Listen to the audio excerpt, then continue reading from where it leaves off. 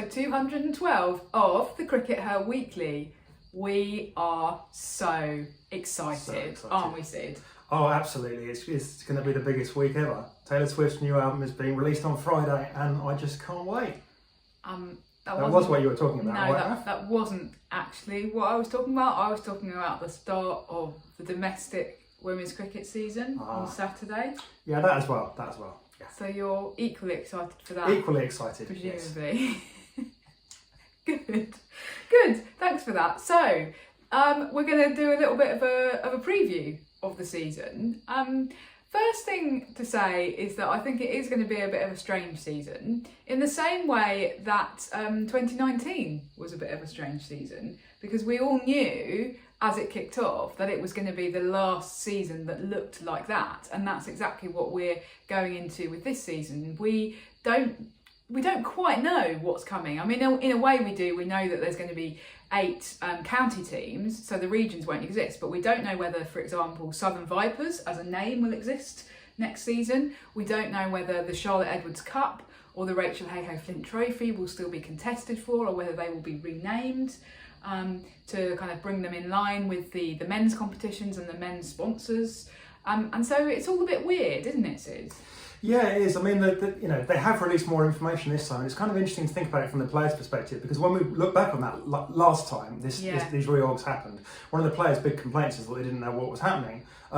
And this year, well, they've got a bit more information, but on an individual player level, actually, you still don't know what's happening. No. So it's going to be kind of challenging for the players, because some top players are still going into this season going, well, this season I'm playing for this team, but I don't know where I'm going to be next season. Yeah. Especially the players that think that there's a risk that their team might move somewhere else. Yes, so for example, if you were a South East Stars player and you go, well, there's a chance that the club could move to Kent, and there's a chance that I won't get picked up under those circumstances. So and we could see, for instance, in a situation where somebody starts a game this season playing for one team against the team that they'll find out during the game they're going to be playing for next year. Because we should say that we know that players will be negotiating contracts for the new teams during this season. Yeah, so you start your game playing for that. Everyone will know where they're playing, but what that means is that the next 3 months are a kind of sea of uncertainty. Yeah, and you start the game playing for South East Stars or whatever. You could have a word with the opposition coach at lunchtime where he gives you a nod and a wink.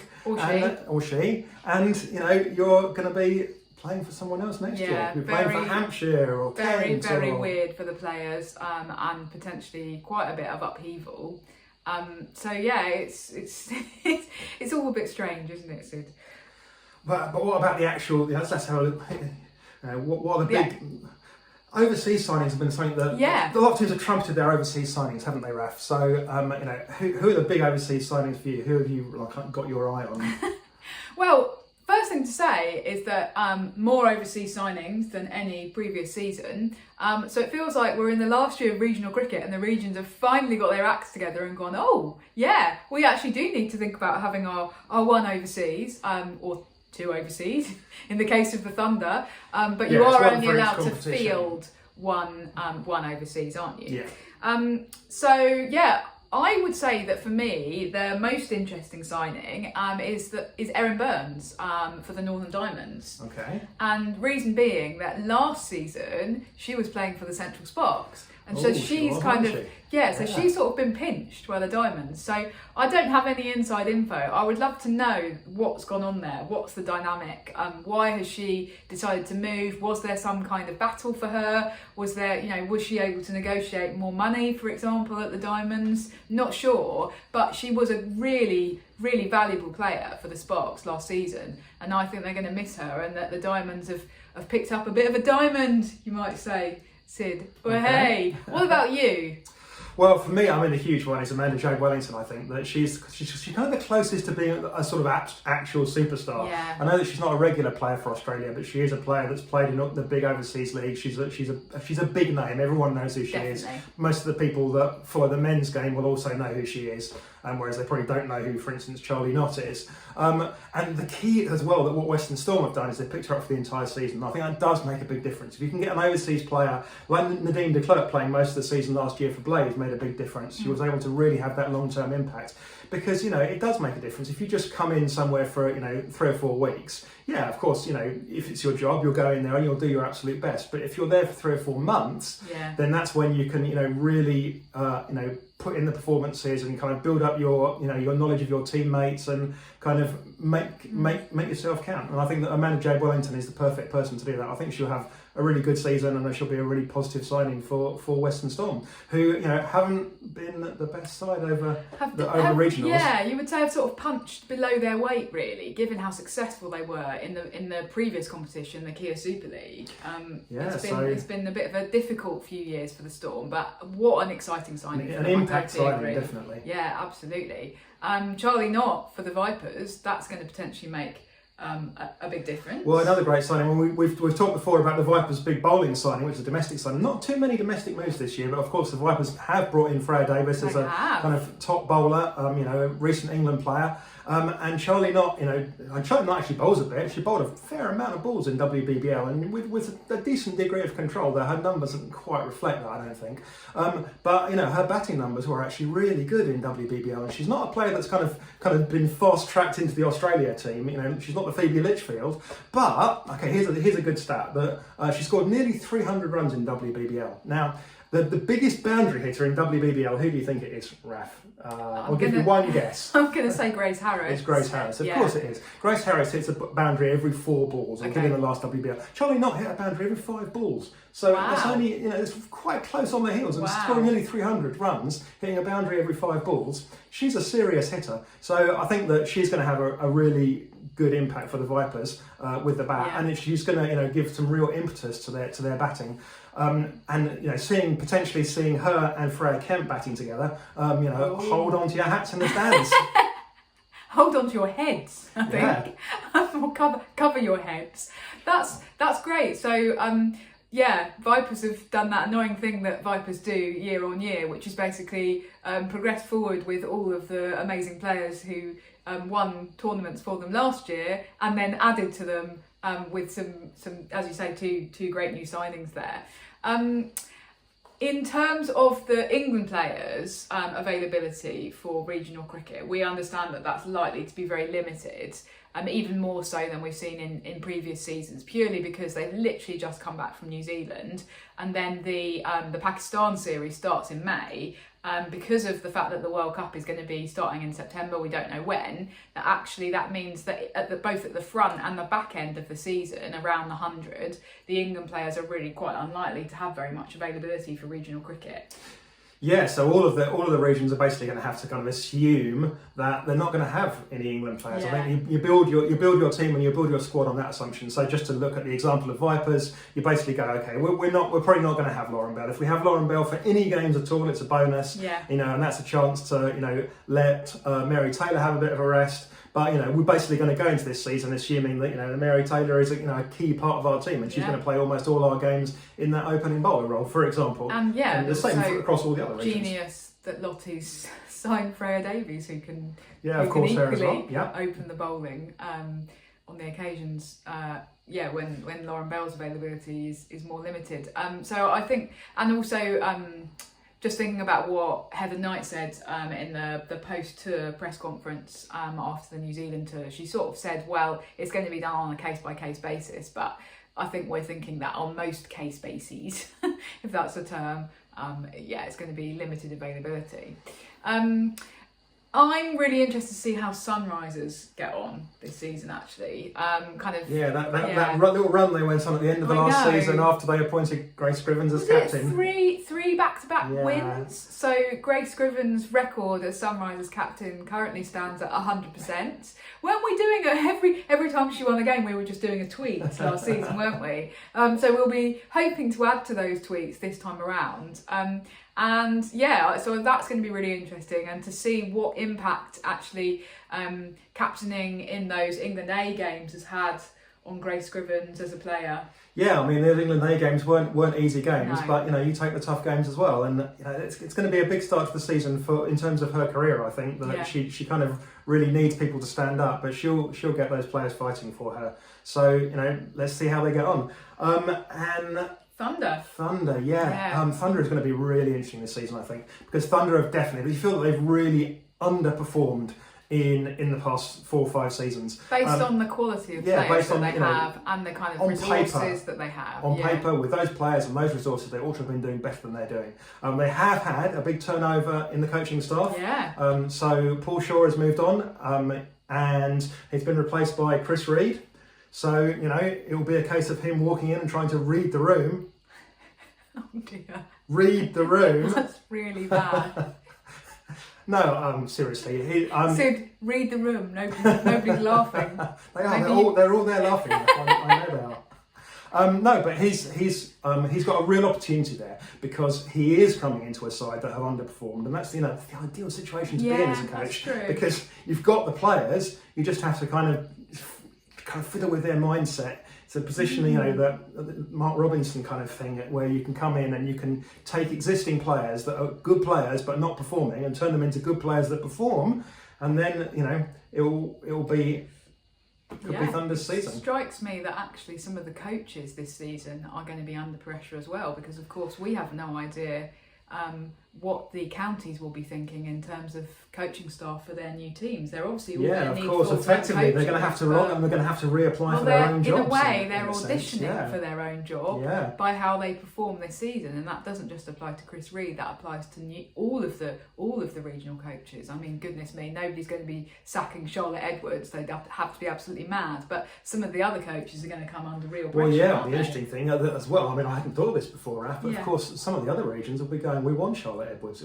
So will someone try and poach Charlotte Edwards? I hadn't thought of that either. That's exciting. If you're Surrey and you've got a decent budget, you'll go, what's the way to ensure that our women's team really come through at the season after next? Yeah. And the way to do that will be to poach Charlotte Edwards. Offer her enough money and she might make that move. I think it would be a smart move on behalf of the counties. The only thing mitigating against it is that Lottie herself is an extremely loyal person, and I don't think that she would make that move lightly. We're assuming here that Hampshire win the Tier 1 bid, which of course we do not know, but we understand that the counties will be informed this week at some point. We don't know when or even whether there will be a public announcement. There flipping well should be, because otherwise it's going to leak out. There will be, because it will leak out otherwise. But anyway, so that was just an assumption on my part that she'll have the opportunity to stay at Hampshire. But of course she might not. If Sussex win, then that's going to be a much less attractive prospect for her, because of partly because she spent most of her career playing for Kent, and those two counties are kind of historically. I'm sure that's all water under the bridge, Sid. All water under the bridge. Anyway, the big question, Sid, that obviously we all want to know the answer to from you is: can Vipers do the double again? I think that if I was putting money on it, if I was putting money on it, I'd say yes. Okay. But don't gamble, kids. But if you do, you are a bit biased, though, aren't you? You are a little bit biased. I am a little bit biased, but I think that that they're a strong side that have got stronger, and I think that you'd be a fool to bet against them. Okay, fair enough. Right. In other news this week, sort of related, the PCA, so that's our English Professional Cricketers Association, who are the sort of players' union. Yeah. Have completed their pre-season meetings, and they have done a press release this week. So basically they go round to all of the regions and the counties for the men, and they sit down with the players and they have a chat to them, essentially. There's been some really interesting things that have kind of come out of this, particularly in relation to women's cricket, aren't there, Sid? Yeah, there are, and I think that the key thing for me is that in the press release they talked about a number of different issues, like salaries, for example. There's two ways of looking at salaries. For example, the salaries for the highest paid players, are they the same as the men? And also the minimum wage, the salaries at the other end, are the minimum wage the same? And these are both issues that have come up. But for me, the most interesting one is about access to facilities, because they say in this press release, and that if it says in the press release, you can guarantee that it was a big theme of what players were talking about. Yeah. Access to facilities is the big thing. It's the thing that all of the players say is not good enough across, and it says quite explicitly across all of the regions. Yeah. Didn't say all of the regions except this one. All of the regions, access to facilities, and that's things like access to the nets, access to the gym. And this fascinates me because with this regional system is going into its 5th year now. They had a lot of time to sort out this stuff, and access to facilities in particular is easy to fix if you really want to.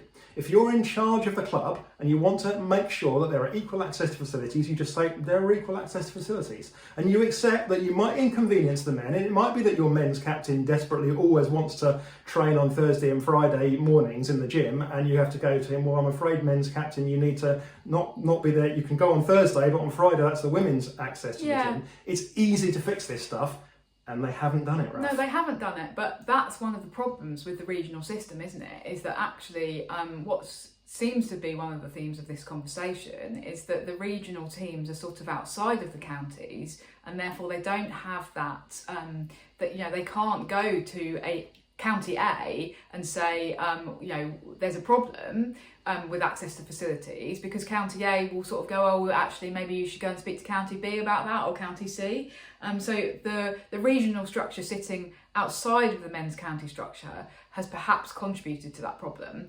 On the other hand, equally, what concerns me is that counties bidding for these Tier 1 contracts will have had to explicitly say in their bids, well, the women will get this access, and perhaps the women will get access to the gym on these days at these times, and the men will get it on these days at these times, and sort of write that kind of equal access into their bids. But who's going to enforce that when it actually happens? Who's going to, if you've got Bob Basher in the gym when it's meant to be the turn of the women's team, do the women's team then have to come in and have a really uncomfortable conversation and kick him out? Are the county staff who are around going to actually be there to enforce that? Or is it going to be a case of, well, we wrote this in theory because it looks nice, but in practice, the conditions that these women's players are operating under won't actually change? That does concern me a bit, because the people who are operating on the ground to enforce this equal access, which we hope will get better under the new system, are people who have been kind of, worked in a system, a county system, which has systematically excluded women. And, 5 years ago when we had women's county cricket, it was nowhere, it was nothing. It's the same people, it's the same personnel who are working within it. How do we know that that culture and that attitude to women's county teams will have changed at all? Well, we don't. Yeah, and it's the kind of big issue surrounding the whole thing is like again, with the PCA are raising these issues, but these issues have been around for a long time, and who has been representing the female players for the last 5 years? Yeah. Shouldn't the PCA have actually done something to address these issues? I find that infuriating as well, because the PCA are sat there going, "Oh, this is a big problem." It's like, well, what have you done? Who was the players' union for all this? And you look back in 2018, I had a look back at when they had these new women domestic professionals coming in. I think it was initially 100, and they that was the same time that they introduced the minimum wage. The minimum wage, which has never applied to women's cricket, and the PCA are now coming out and going, "Oh yeah, of course we need to have an equitable minimum wage or an equal minimum wage." Well, yeah, you were the ones who set a minimum wage and then almost pretended that it applied to women's cricket. Or it's either that, or you just ignored the existence of women's cricket because you had this 27,500, and then you were quite happy for the ECB minimum to introduce. Wage, but not like that. You were quite happy for the ECB to introduce new professional domestic contracts for the women, which was set way below that. So they have been doing a really terrible job at representing the women. And again, it's the same personnel in the PCA who have done nothing for women's cricket, who are now coming out and going, "Oh yeah, it's an absolute travesty that they haven't got the same amount of money." Now, what I think's happened here is that the ISEC, the Independent Commission, has given the PCA an imperative to do something about this. Because as we've said many times on this podcast, before, like a year ago, nobody was talking about equal pay seriously. I was trying to say it was a really important thing. But outside of our podcasts, everyone else thought it was nonsense. Yeah.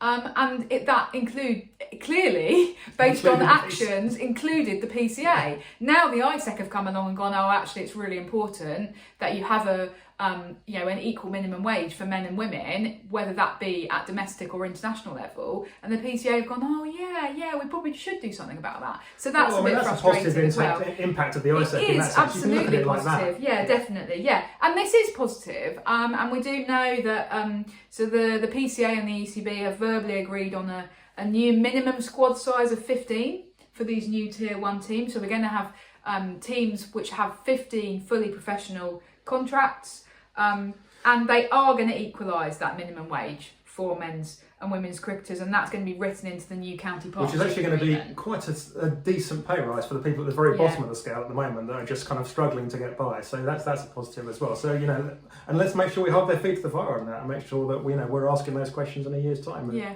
absolutely. And finally, Sid, this week we've watched not one but 2 women's cricket documentaries.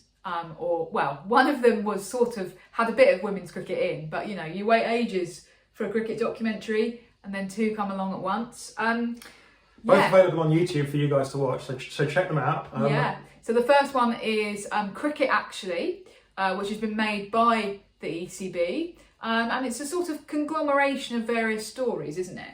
It is. It's not specifically about the women's game at all, but it's definitely worth your while watching. It's a very classic documentary, and I really loved it, and I've really thought an awful lot about it. In some ways, it's not really a documentary about cricket, actually, I think, in retrospect. It's a documentary about the state of this country, about the state of England, and about, the kind of prevalence of an awful lot of huge pockets of kind of what you might call inequality and poverty in this country. People often say that England is basically a poor country with London attached. Rich London, poor the rest of the country, and this is really a documentary about those kind of poorer areas of the country, and taking cricket as a sort of theme to kind of look at some people within those poor areas generally. So I really loved it, and I think you should definitely watch that. The other documentary, which I suspect more of our followers have already sought out, and in fact a couple of people I think that might be watching this were in it. Is the Lancashire documentary, Bring the Thunder. Bring the Thunder, yeah. Well, I really enjoyed this. It's obviously great to see a documentary kind of focusing on one of the women's regional teams, and you do get a little bit more of an idea about some of these players, some of the kind of big characters in the dressing room, their story.